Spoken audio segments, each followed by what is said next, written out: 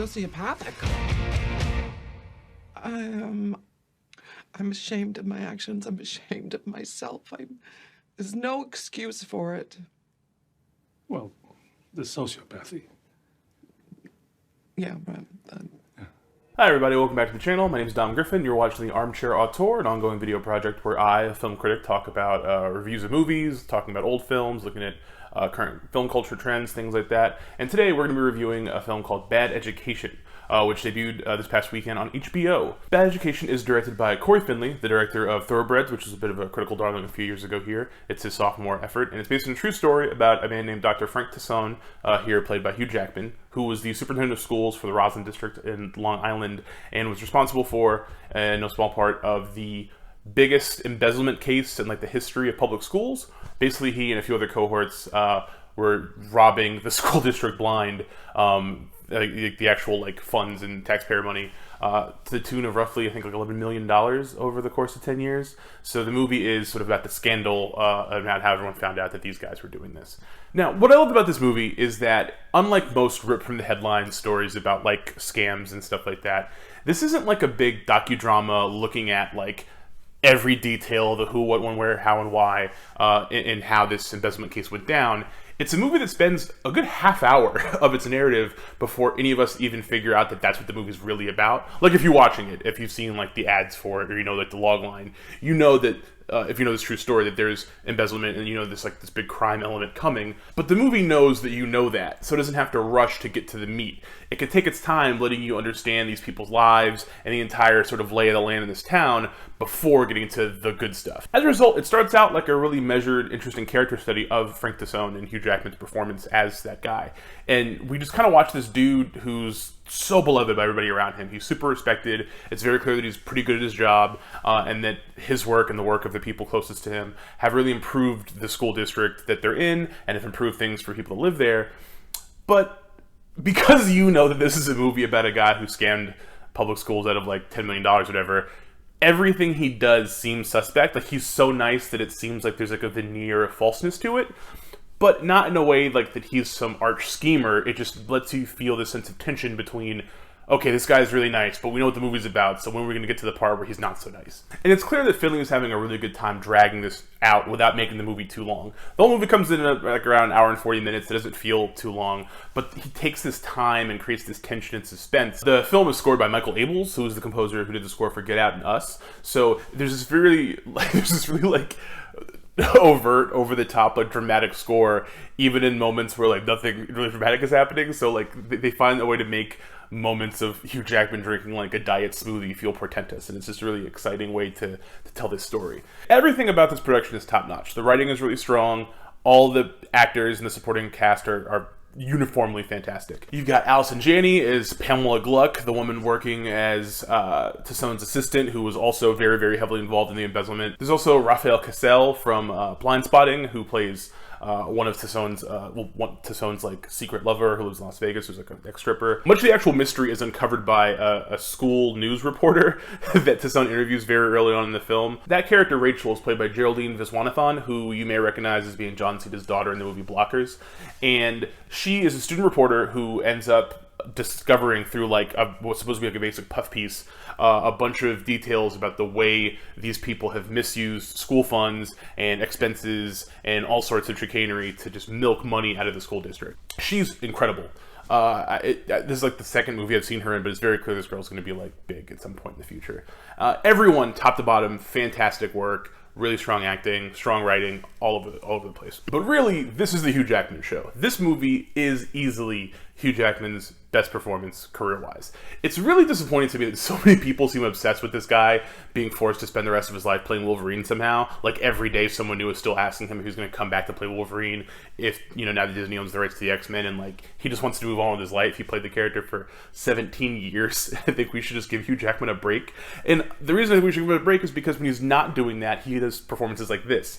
I've talked about it on the channel before, but I feel like Hugh Jackman's biggest strength as an actor is he's really good at doing like really over-the-top sadness, and he's really good at doing really over-the-top anger. He's really good at being really sad and yelling really loudly. And he's also good at singing and dancing, which is probably why his performance in Les Miserables is like the most him performance, even if it's not his best. It just hits all of his little boxes. But this turn is really interesting because it feels so different than most of his other performances. It doesn't tap into the same basic core strengths he has as a performer, and as such, it's just so much more intriguing and interesting. The way Hugh Jackman plays Frank Tassone is not like a smarmy huckster who's like ripping people off and like relishing in it.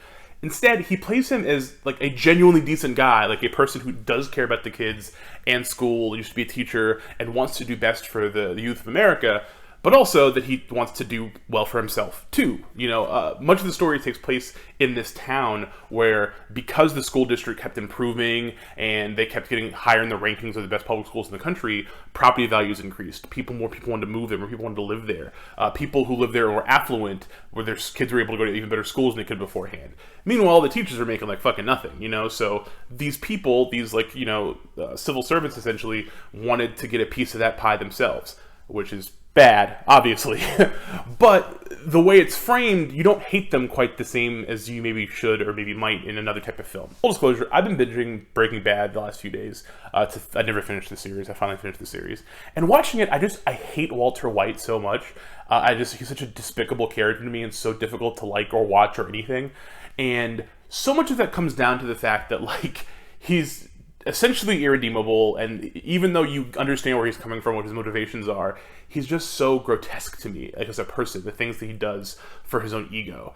And I am someone who typically loves anti-hero and villainous characters in movies. I always enjoy like bank robbers and con men and all sorts of schemers and stuff like that. Like, it's not like I'm like a super moralist about the entire thing, but when I watch Walter White, I'm just like, oh, I just groan every time that guy's on screen. This is a movie where the main character, this person, is obviously responsible for a lot of very terrible things, but the movie tracks with his justification for why he does what he does. The framing in how there are these two distinct groups, the people that work at this school and this school district to do things for the kids, and their like aesthetic obsessed parents who only care about like property values and good appearances.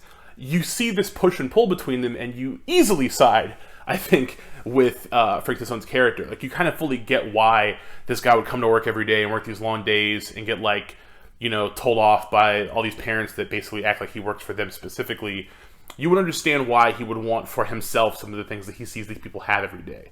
And Finley does a really good job of capturing that perspective. Like, there's a scene where Tassone has to meet with Ray Romano, plays like one of the head of the school board guys. He's meeting all these like rich yuppie people to do a photo opportunity, and as they're talking, they're looking at him in his face, but on the reverse shot, he's looking at like their rings, their jewelry, what they're wearing, and it's just such a far cry from like what he would be living like if he wasn't robbing the district blind. And it's really fascinating to me because it's much more interesting to watch a story about someone who is breaking the law or doing something bad when you can put yourself in their shoes and see why they're doing it. I think it's one of the reasons we like rooting for people to get away when they cheat the system, if we can accept that the system is in some way fucked. You know, in some ways, Hugh Jackman's performance reminds me a little bit of his performance as Gary Hart and Jason Reitman's The Frontrunner from a couple of years ago, which was like not a very good movie and not one anybody really cared about.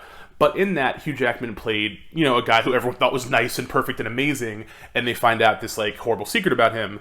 But in that movie, he continues to be just this unreasonable, sanctimonious jerk about it. And the movie doesn't ever take him to task or criticize the things that he's done wrong. It just focuses on like the media and the way they want to like tear this guy apart. This movie works so much better. Obviously, it's a very different story, but it works so much better because the movie doesn't hold Tassone on a pedestal. It doesn't completely take his side and act like he's innocent in this. But it spends time and shows you other elements of the story from his perspective and sort of like an outside perspective, to just kind of give you insight into like how he came to this point. And it's really good. I think it's really fascinating to watch. I think the way it's framed, the way the story takes its time unfolding all these pieces of information, it's like you are kind of discovering bits about the scandal as Rachel does when she's doing her research. It's not like from jump, you just immediately know these things, you the viewer and the characters know, and then other people figure it out. It's like you're figuring it out when the town figures it out.